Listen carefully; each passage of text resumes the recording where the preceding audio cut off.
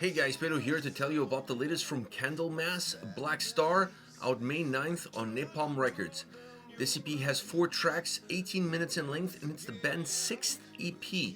They are a Swedish doom metal band. One could even say epic doom metal band. Now, this EP is their way of celebrating 40 years of Candlemass. Incredible. These guys have been around, it feels like, since the dawn of time. And here we are celebrating 4 decades of the band, 4 decades of incredible music with an EP that has 4 tracks, 2 brand new ones and 2 covers. Now the 2 brand new tracks, one is an instrumental track, the other one is the title of the EP, Black Star. And the 2 covers are really interesting because they went with a Black Sabbath cover and they went with a Pentagram cover. So 2 very distinct bands, but 2 bands that I feel played a huge role as far as the influences behind Candlemass are concerned. Now let's talk about each song individually, starting off with Black Star, the opening track on this EP. I want to start off by saying that the vocals on this track, the vocals throughout the EP are superb, but the vocals on this track are really cool. I really like the dynamic that they offered to the track. Not that the track needed more dynamic from that standpoint, because musically, this is a very dynamic track with a lot of ebbs and flows, a lot of ups and downs. There's a lot of jolts, there's a lot of changes. It's definitely not your prototypical linear doomy track that just drags you down and you feel like the more you move, the more you sink into it. This track definitely doesn't have that overall perspective, at least not from beginning to end. There are moments within the track that you feel that there is that doom essence present there and that the track is really pulling you into itself. But there's also moments within this track where the song really opens up. The experience is completely different. The track breathes a little bit better, so do the vocals, and this is what makes the track so interesting, so different, and so dynamic.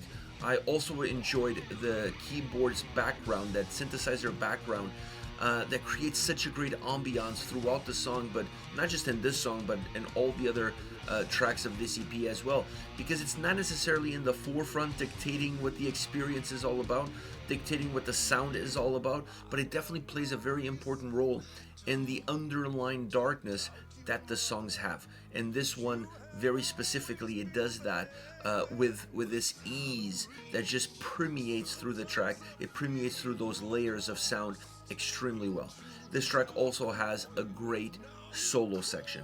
The solo section on this song is phenomenal. It blows up the song. It gives the song a different kind of energy. It changes the dynamics of the track, and it's another element that adds change and dynamics not only to the song construction but to the overall sonic experience that this track offers. Then we have Corridors of Chaos. This is also a brand new track, instrumental track, and this is very guitar driven, as perhaps you would expect from an instrumental song. I love the overlaying of guitar melody riffs on top of a more heavier, doomier guitar presence. This allows for some width to the song, and it allows for the guitars to have just more than one dimensional approach to the way the song is presented, to the way the song was written, and it allows also for a more overall textured sound. But it's definitely a track that lives off of the guitar sound first and foremost. It also has that synth sound in the background that creates a great ambiance, that adds that sense of darkness to the way the song comes across. But obviously this is a guitar focus and a guitar driven song, and I enjoy the parameters that the track puts forward, specifically when it comes to the dynamics between the more doomier, drag out, heavy guitar sound, and then the more melodic, the more brisk, the more open guitar sound that the track also has. Then we have Sabbath, Bloody Sabbath, a Black Sabbath cover, and I feel like this is a very appropriate cover because considering the legacy of Candlemass, and considering that a lot of people see Black Sabbath as one of the original doom metal bands, I find covering Black Sabbath is perhaps the best way to not just celebrate the anniversary of the band, 40 years of Candlemass, but also to celebrate the influences that brought them here. This is a very interesting song because it's also a song that's very dynamic in its original nature and its original format. They didn't change those dynamics on this cover. What they did change is they infused a little bit more doom, a little bit more of a Candlemass DNA to the guitar sound, to the thickness of that guitar sound, and I would go as far as to say even to the heaviness of that guitar sound. The vocals on this track sound phenomenal as well. They give the song a little bit more room. They give the song a little bit more darkness. The original, I find it at least to be quite psychedelic, specifically when you listen to the vocals on that original track. It really feels almost like a psychedelic rock song, and this track lost a little bit of that psychedelic moment that the original has, but it gained a little bit more doominess and darkness and how the song overall is put together. Great cover, matching the DNA of the band and flowing perfectly well in this 4-track EP. Last but definitely not least, Forever My Queen, a Pentagram cover. Heavy rock guitar sound, very guitar-driven song, and perhaps the last doomier song of them all on the record. I find that even the instrumental track is very doomy. This cover loses a lot of that, and it becomes almost more a straight-up rock and roll song throughout. You also get to hear a lot more of the bass on this track. You don't hear as much of the bass on the previous 3 songs.